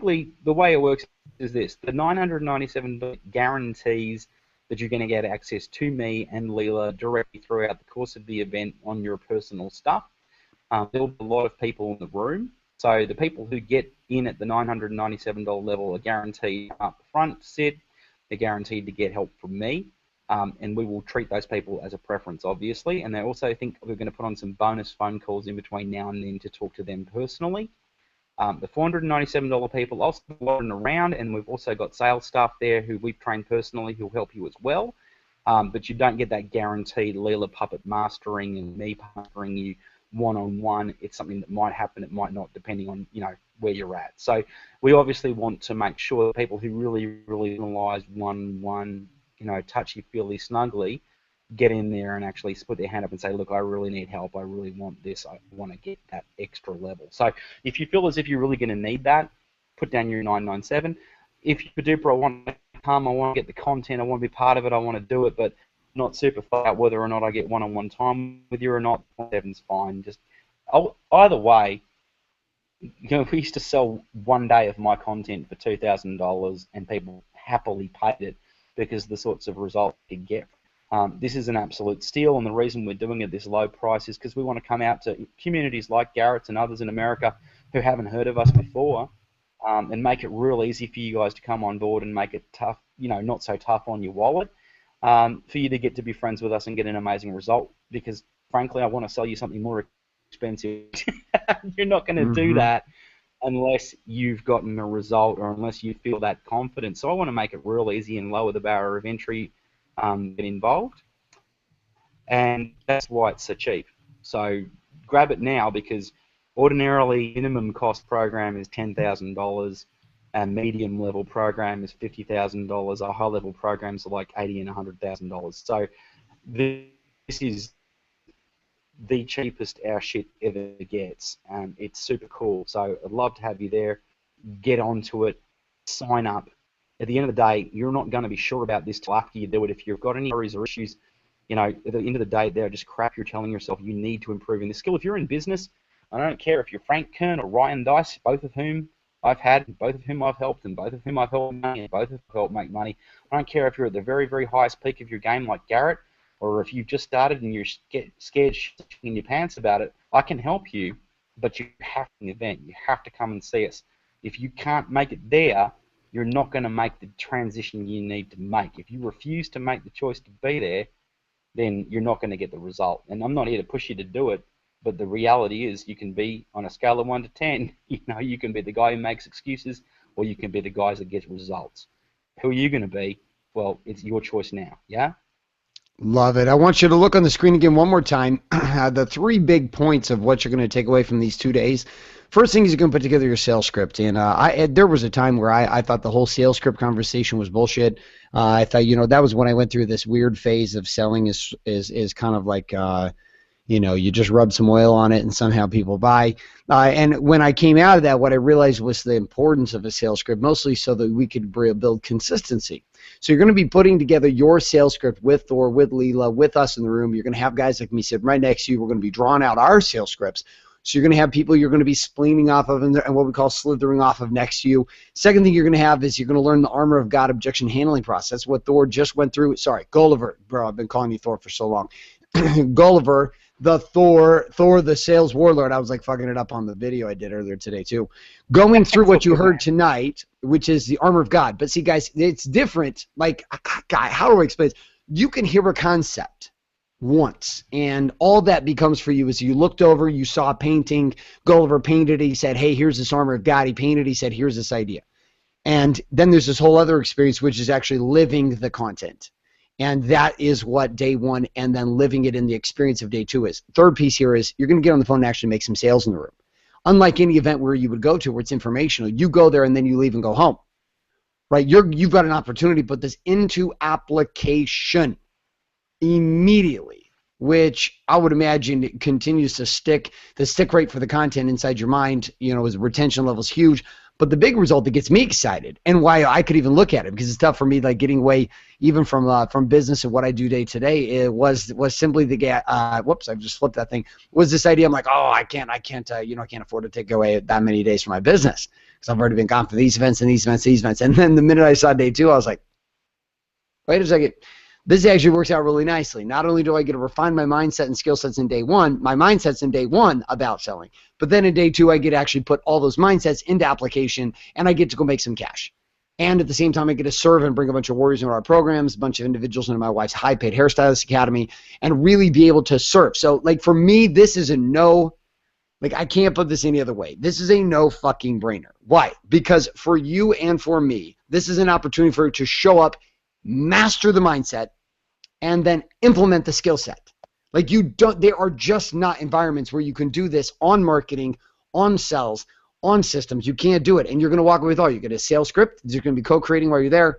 You're going to get the armor of God process. And the third thing is you're going to get on the phones and you're going to put this into play and you're going to get real-time feedback. So brother, I don't know if there's any final thoughts. I would say this for all of those that do choose to attend here through our link and come with us. And I know there's a handful that already have. Brian Noonan and his wife Tiffany and Peter, who are just the three who have messaged me here just in the last 30 minutes, who have already signed up and are coming. For the rest of you that are coming, I will also throw in a bonus of my home study courses. I have 3 different home study courses that were built out over the last 3 years. We took them off the market. They're not available. You can't buy them. You can't give them away. Nothing. Each one of them is a $2,500 program. We have Pay-to-Play Secret System, the High Paid Coach Formula, and the Big Money Marketer Blueprint. And I'm going to take all of those, which up to this point are only available in our Warrior programs that start at $30,000, and that's where they've been. And I'm going to give all 3 of those home study courses to anyone who actually comes. So if you come, I'm going to throw those in there with you too, and there'll be some great tools and resources for you to have afterwards, as well as the fact that you get the content, and that's really why you're there anyways. Just a little bonus, a little tidbit in there for you. So, Gulliver, anything else you want to say tonight as we kind of wrap up tonight's hangout and kind of charge forward here, excited about having this Armor of God experience, not just a conversation, but the experience of it here next week. Anything you want to end us off with tonight? Yeah, dude, I want to bring something up. Like you asked me earlier on before we got there, I got a whole bunch of questions from people saying, will there be any discounts for Warriors? One of the big things we train in marketing, and Leela's really big on, is you never discount, you never devalue what you do. And particularly at this price point, you're going for a discount. And particularly, also, I want to make Garrett is not being paid to say any of this shit. He doesn't get this. He doesn't make any money from this. We don't give him any money at all. He's just generously decided he wants to throw his weight behind me because he believes in what I do, which is fucking humbling. And it touches me deeply because, you know, you rarely find people at Garrett's level who actually have that level of love and care and regard for their fellow business person. So, look, it's been an ambition of mine to get involved with the Warrior move a long time. It's something I ideally wish to do. And Garrett's helping me grow my business because he wants to help you grow yours. So what I'm also going to do is I won't throw in a warrior discount. There's not a lot of fat on this event for me. It pays for my ticket here.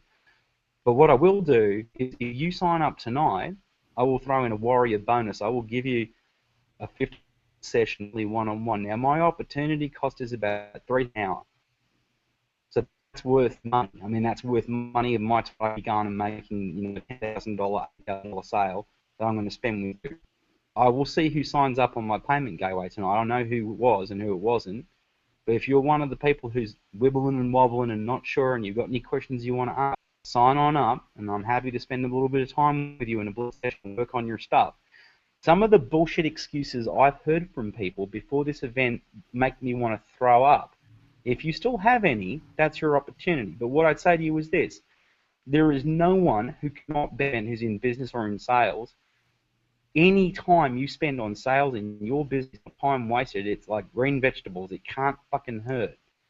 Any time you spend on the phone trying to generate more money in your business is wasted. It's like Garrett said, this is not dead time. This is not, I'm not teaching you gay underwater ballet. I'm teaching you freaking, sales. It's not about playing piano underwater in a tutu. It's about sales in your business. It's not about, Martian moon watching conspiracy theory cello. It's getting some money in your business. So if there's no fucking excuse. $500, $1,000 is nothing compared to hundreds and thousands and millions of dollars paid my clients, and the hundreds of thousands of dollars it's cost me not to know it that I had to sell to know this stuff. Yeah. Beautiful. There is no money objection. There is no money objection that's real. Find the money. Jerk off the dog to feed the cat. Do what you got to do to find that $500 miserable bucks. Put down the money. Get some skills. Pay the bills. Time. There is no time like right now to learn how to make more money so that you can play at Garrett's level and make the big money that you deserve to make as a warrior. Because warrior, you can do it. Partner. Your partner wants you to do this.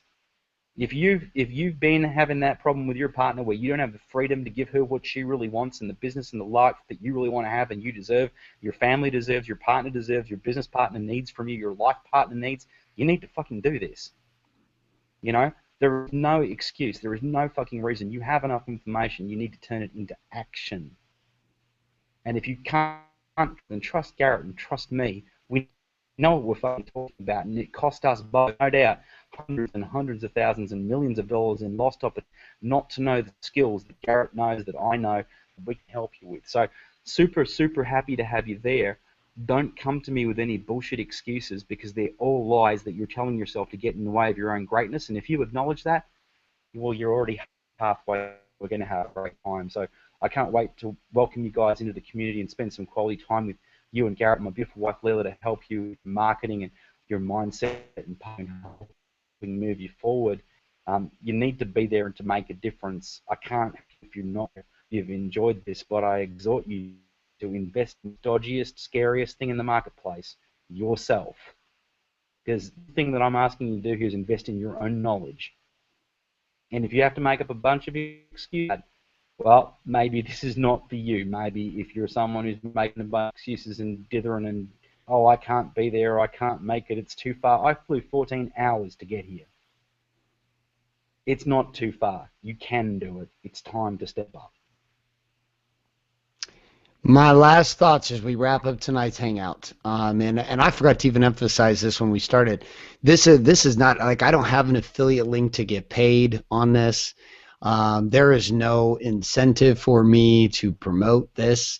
Literally there is no agenda except for I feel a connection with Thor and Gulliver, who are both one and the same. Dark Warrior, Light Warrior unite, and I feel a connection with the conversation of selling. And the crucial nature for the past 2 years I've watched as the marketing game. 2.5 years has changed my world, and selling was something for me that I was much more proficient at before I understood marketing. And as I become better at sales and having the marketing together, I watched my entire world change. I went from literally 3.5 years ago, my marriage falling apart, unable to pay my bills, a passion calling that I felt, to unlocking marketing in my world and refining my salesmanship and ending my family on a little journey to Phoenix, Arizona, and now ending up in Laguna Beach, California. I just acquired an office on Laguna Beach, literally South Coast Highway, right across the street from Laguna Beach, the Sands Resort. My wife's salon has women flying from all over the country and all over the U.S. and Canada to get their hair done from her. And I can tell you right now, the thing that changed the game for both of us, that took us from renting in this shitty little house and a miserable place that I felt about my life to getting where I am right now, came down to mindsets and skill sets. And 2.5 years ago is when my wife and I looked at each other and realized that we will never get this figured out until we master marketing and we master selling. And to sit and listen to my wife walking around closing these gals over the phone, she's helping them, she's serving them, and she's good at it. And if you don't have those two skill sets, my friend, I don't care how much you pray, I don't care how much you beg, I don't care how much you meditate, I don't care how much you try, I don't care how many books you read, I don't care how many webinars you attend, it won't matter. I don't care how many Google Hangouts you're on. You've got an opportunity to come do this, to do something that if it had been offered to me, this would have saved years, and I ultimately would have saved years of pain in my marriage, because one of the greatest tragedies I was running into was the inability to produce. And as a man, holy shit, man, there's so many fucking guys I talk to every week. And guys, if you could just get these skill sets down, get some leads and learn how to sell. And if you could get those two skill sets down, you realize that the liberty and the freedom and the liberation that you would offer yourself, your wife, your children, your family. And for the women out there, since our Warrior Woman movement's been moving too with Marcy Locke and so many of the others, single moms, ladies, this isn't a time to sit back and wait for your man to get it figured out. If he ain't getting it figured out and he doesn't want to get it figured out, guess what? My wife, that's what shifted in our marriage. She's like, I'm sick and tired of sitting back and waiting. I need to go do this. And that's when she started taking her business serious. And that's when she started working on her marketing, and she started working on her salesmanship, and she started taking her world to another level. Well, tonight's an opportunity. And the third and fourth are an opportunity for you to come do this real time in a way that collapses time. And I'm not going to say any more about it, except for you know what to do now. You know where you're at. You know what you get to do, and you know what the next step is. And Gulliver and Leela, I have soul connections with you guys. Like, obviously, I wouldn't be doing this. Most of the shit I do day to day doesn't make any fucking logical sense whatsoever in the moment of doing it. And then long term, somehow it all like makes sense. And I look back and I'm like, oh shit, God and the universe kind of run this bigger game. And so I've just been honored to have you guys here, regardless of what the outcome had been for me financially. I was coming to this, and when I come to something and I'm committed to doing something, I love to have my friends there, and I love to have individuals that are there with me. So, brother, thank you for being here. So excited to have you join us in the Warrior Movement. We had some is event location. We had a couple of questions coming in to me right now, being Facebook messaged me asking me about event locations. The Grand Hyatt in San Diego. Once you've opted in, all of your location is made available to you. You'll get all of your bits and pieces, but that'll be at the Grand Hyatt, which I believe is the same hotel that we recently attended traffic and conversion at. So it's quite a nice hotel. Cool. That's very nice. And they've been very kind and reasonable. And further, what you're saying, look, I've had a very similar story to you, Garrett. My wife has been tearing her hair out for years to try to get me to accept who I was able to be and stop being who I was being. And if you're a husband and you know that you could be producing more, I've been there and I know what it feels like, and I want to reassure you I've been through it, and you can change it, but you need to be able to ask for help, and this is a way that you can get help. And if you're a wife, and if you're taken up the reins and said, I'm going to make the sales, I'm going to make the money, I'm not waiting around for anyone, you're going to love Leela, because she is my first mentor. She's the one who dragged me kicking and screaming into light, and she's going to be there helping, and she's going to be leading from a place of deep passion, and she's very, very good at what she does. So you're not going to just get me, you're going to get my amazing leader and my mentor, my first mentor, Leela, my amazing wife. So yeah, look, we're both here to help. We love you. Garrett's going to be there. It'll be awesome for you. Can't wait to get to know you all better. All right, guys, you know what to do next. Yep, got a couple of people right now, too, just messaging me right now. They're pricing hotel structure and airports, and then are jumping on to get the tickets. Brandy, so excited to see you coming. There's a handful of you guys are going to, I'm just telling you, the bonding on the side of this, and this is about to a small group. My vision, like ultimate my vision, and why I see this with Gulliver and Leela and this event fitting into my vision of the Warrior Movement is this. Warriors who are leading consciously, who can't be bought because they have mastery of skill sets, builds the most strong, fortified army of leaders that the planet's ever known. Because the capacity to create resource, the capacity to create a message into the marketplace is no longer something you have to sit back and wait upon a government, upon a religious situation, or upon anyone else to serve you. You literally have the ability to create this from scratch. I mean, we're sitting here right now, this hangout, me and Jeremy, one of my buddies was here, one of our team members, he and I created everything we did with this hangout tonight from scratch, the concept yesterday, and everything we're doing, like day to day, the power to create when you understand marketing and sales. When you have these two skill sets, is a liberation that is divine in nature, because all marketing is the power to insert and to proclaim a message that matters to the world of change. And psychologically with this then, and connected to this, is the divinity of influence. From the beginning of time and the beginning of creation, all that we've ever known is the conversation of influencing another person to see something that they didn't see before. This was a message of Buddha. This was a message of Krishna. This was a message of Gandhi. It was a message of Jesus, which was a message going forth, and in that place creating conditions for people to see themselves for the brilliance that they are, not to hold them in their smallness, but to hold them in their greatness, not to hold them in contraction in their fears, but to hold them in love. And a lot of times people get confused about what we see about love, and what does this mean when you hear a guy like Gulliver and I get on and we're saying fuck and we're cussing and we're yelling, and ultimately this is because in a world of sedated, neutered, unconscious human beings who have set themselves back to become helpless victims to life,